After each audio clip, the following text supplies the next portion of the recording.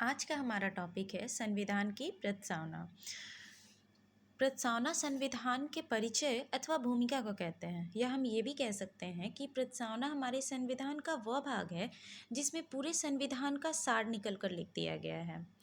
प्रस्तावना बनाते समय काफ़ी बुद्धिजीवी हमारे सदस्य थे संविधान सभा के, जिसके परिणाम हम लोग देख सकते हैं। हमारा ये प्रस्तावना है और इसकी उत्पत्ति कैसे हुई है, कुछ चीज़ों को जान लेना ज़्यादा अच्छा रहेगा। 13 दिसंबर 1946 को नेहरू जी ने संविधान सभा के सामने उद्देश्य प्रस्ताव रखा था और उसी उद्देश्य प्रस्ताव से निकली है हमारी प्रस्तावना यानी प्रियम्बल। इसलिए कभी कभी हम लोग प्रस्तावना को उद्देशिका भी कहते हैं। संविधान निर्माता जब संविधान बना रहे थे तो जैसे आप लोग देख सकते हैं, यहाँ हमारे संविधान में प्रस्तावना में लिखा है, हम भारत के लोग भारत को एक संपूर्ण प्रभुत्व संपन्न समाजवादी धर्मनिरपेक्ष लोकतांत्रिक गणराज्य बनाने के लिए और इसके समस्त नागरिकों को सामाजिक आर्थिक और राजनीतिक न्याय विचार अभिव्यक्ति धर्म विश्वास और उपासना की स्वतंत्रता प्रतिष्ठा और अवसर की समानता प्राप्त कराने के लिए तथा व्यक्ति की गरिमा और राष्ट्र की एकता तथा अखंडता सुनिश्चित करने वाले बंधुत्व बढ़ाने के लिए दृढ़ संकल्पित होकर अपनी इस संविधान सभा में आज दिनांक 26 नवंबर 1949 को एतत्व द्वारा इस संविधान को अंगीकृत अधिनियमित और आत्मर्पित करते हैं।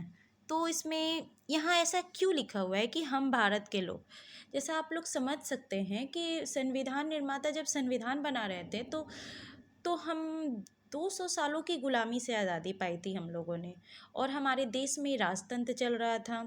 तो लोगों को लगा कि अब हम लोगों के प्रति नागरिकों के प्रति अपना रुचि दिखाना चाहते। तो हमारा लिखा हुआ है हम भारत के लोग, मतलब हम लोग सबसे पहले इम्पोर्टेंस किसको दे रहे हैं, भारत के लोगों को, यानी भारत के नागरिकों को, जो एक संपूर्ण प्रभुत्व संपन्न का मतलब क्या हुआ कि हम लोग अब खुद से अपने सक्षम हैं, हम लोग खुद सक्षम हैं अब अपने आंतरिक और बाह्य फैसले लेने के लिए। समाजवादी से क्या मतलब हुआ, भाईचारे की स्थिति, हम लोग एक दूसरे की मदद करें। धर्मनिरपेक्ष होना चाहिए तो पंथ निरपेक्ष, लेकिन ठीक है, धर्मनिरपेक्ष या पंथ निरपेक्ष। धर्मनिरपेक्ष मतलब हमारा जो धर्म है हमारे राष्ट्र के लिए, हमारा राष्ट्र हर एक धर्म को बराबर अधिकार देता है, बराबर इज्जत देता है। लोकतांत्रिक गणराज्य, जहाँ देखते आए हुए हैं कि 200 सालों तक हमारे देश पे देशों को गुलाम बना कर रखा गया, इसलिए यहाँ सबसे पहले यहाँ पे लिखा गया है गणराज्य यानी रिपब्लिक।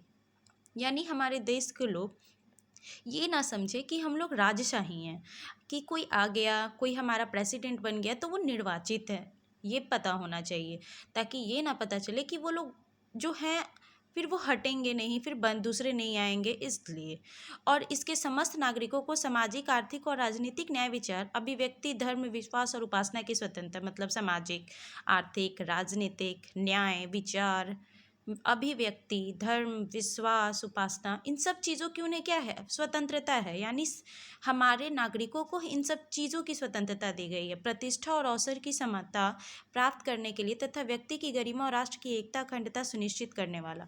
यानी हम अपने राष्ट्र के हर एक नागरिकों के साथ उसकी प्रतिष्ठा के साथ कोई भेदभाव नहीं करेंगे, उनको तथा अखंडता सुनिश्चित करने वाला। ठीक है, बंधुत्व बढ़ाने के लिए एक दृढ़ संकल्पित होकर इस संविधान सभा, यहाँ डेट क्यों लिखा गया है, ताकि 26 नवंबर 1949 को ये संविधान सभा में पारित हुआ था, इसलिए ये अंगीकृत यहाँ लिखा गया ताकि हम लोगों को पता चले कि संविधान अंगीकृत किया गया था। हमारी प्रस्तावना जो हमारे संविधान की क्या है, आत्मा है। Thank you.